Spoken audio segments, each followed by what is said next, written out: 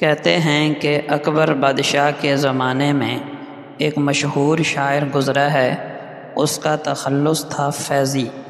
ایک مرتبہ یہ فیضی شاعر حجام سے خط بنوا رہا تھا اور ساتھ داڑھی بھی صاف کرا رہا تھا۔ اسی وقت ایک بزرگ ان کے قریب سے گزرے اور کہنے لگے، آغا ریش می تراشی، یعنی جناب کیا آپ داڑھی منڈوا رہے ہیں؟ چونکہ فیضی شاعر علم و فضل کا بھی مدعی تھا تو ان بزرگ کا کہنا یہ تھا کہ تم پڑھے لکھے ہو، عالم ہو، تمہیں سرکار دو عالم صلی اللہ علیہ وسلم کی سنت کے بارے میں علم بھی ہے، پھر بھی تم یہ کام کر رہے ہو، یعنی داڑھی منڈا رہے ہو۔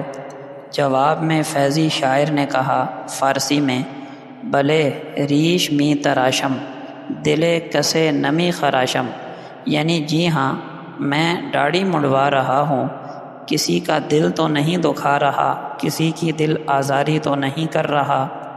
گویا فیضی شاعر نے اس بزرگ کو طعنہ دیتے ہوئے کہا کہ میں تو یہ ایک گناہ کر رہا تھا، لیکن تم نے مجھے یہ کہہ کر میرا دل توڑ دیا، یہ اس سے بڑا گناہ ہے۔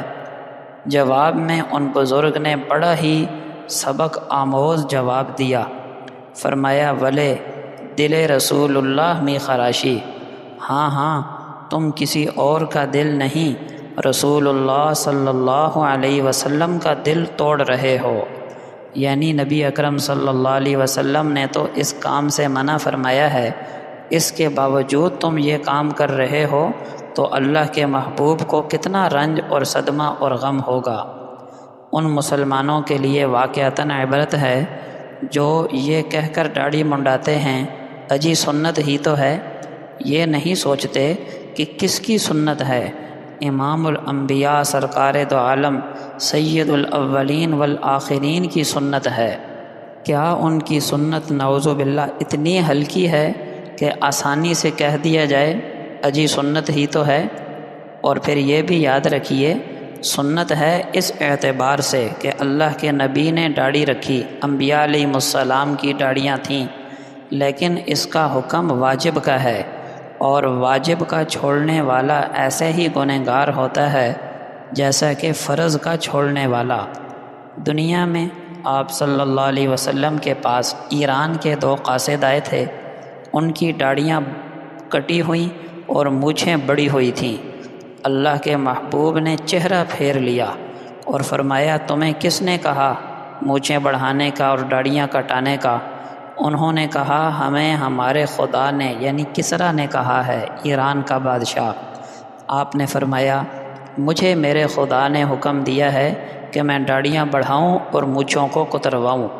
کتنی بڑی عبرت ہے کہ اللہ کے محبوب اس آدمی سے اپنا چہرہ پھیر رہے ہیں جو ہے بھی کافر، جو ہے بھی حضور کا کلمہ نہ پڑھنے والا۔